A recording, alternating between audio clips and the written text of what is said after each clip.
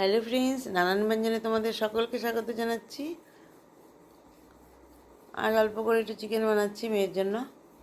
তো এখানে লবণ দিয়ে দিলাম আর হলুদ দিয়ে দিচ্ছি আর একটু সরষের তেল দিয়ে মেখে কিছুক্ষণ রেখে দিব।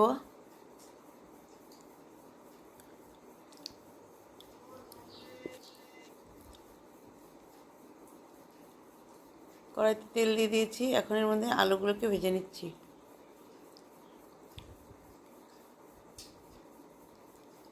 আলুগুলোকে একটু লাল লাল করে ভেজে নেব।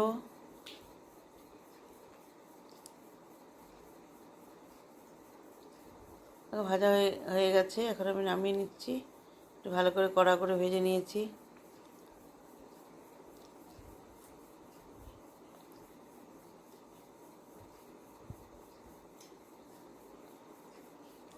এখন কড়াইতে আরেকটু তেল দিয়ে আমি এখন এর মধ্যে চিকেনগুলোকে দিয়ে দিলাম। চিকেনগুলোকে একটু ভেজে নেব।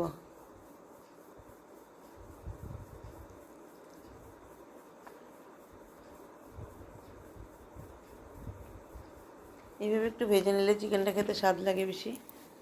তো এখন ঢেকে দিয়েছিলাম, দেখো অনেকটা জল বেরিয়ে গেছে। এখন আরেকটু নাড়িয়ে নিয়ে আমি এটাকে নামিয়ে নেব। আর এখানে পেঁয়াজ আর রসুনকে একসঙ্গে আমি পেস্ট করে নিচ্ছি। তার আগে আমি কাঁচা লঙ্কা আর আদাটাকে পেস্ট করে নিয়েছি। এখন আমি কড়াইতে দুটো তেজপাতা আর এখানে এলাচ, দারচিনি, লং দিয়ে দিলাম। দিয়ে এখন ভেজে নিচ্ছি। দিয়ে এখানে পেঁয়াজটাকেও ভেজে নিচ্ছি। আর এখন এখানে আদা আর কাঁচা লঙ্কার পেস্টটা দিয়ে দিলাম, দিয়ে নাড়িয়ে নিচ্ছি।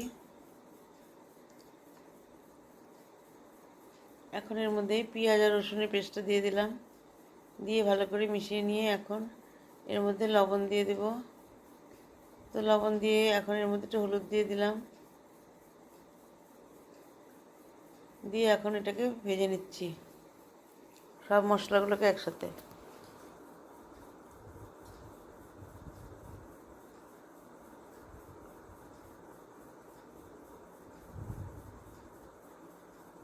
তো এখন এর মধ্যে একটু সামান্য জল দিয়ে দিলাম। জল দিয়ে এখন জিরে গুঁড়ো আর ধনে গুঁড়ো দিয়ে দিচ্ছি, দিয়ে আবার নাড়িয়ে নিচ্ছি। এখন এর মধ্যে চিকেনের জলটা দিয়ে দিলাম, দিয়ে আবার নাড়িয়ে নেব। এইভাবে ভালো করে নাড়িয়ে সব মশলাগুলোকে মিশিয়ে নিলাম, নিয়ে এখন এর মধ্যে চিকেনগুলোকে দিয়ে দেব।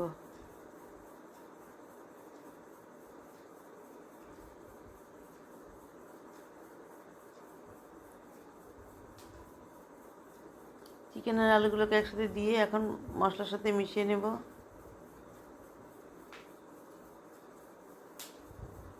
এইভাবে ভালো করে মিশিয়ে নিয়ে এখন এর মধ্যে একটু পরে কষিয়ে নিয়ে একটু গরম জল দিয়ে দেব। একটু ঢেকে দিয়েছিলাম, সামান্য একটু গরম জল দিয়ে দিয়েছি, দিয়ে ঢেকে দিয়েছি।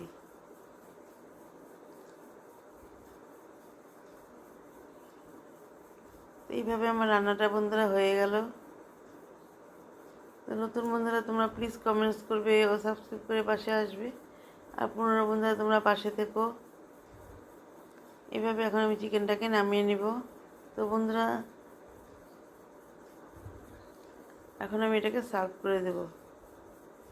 এইভাবে কষা কষা চিকেনটাকে নামিয়ে নিলাম।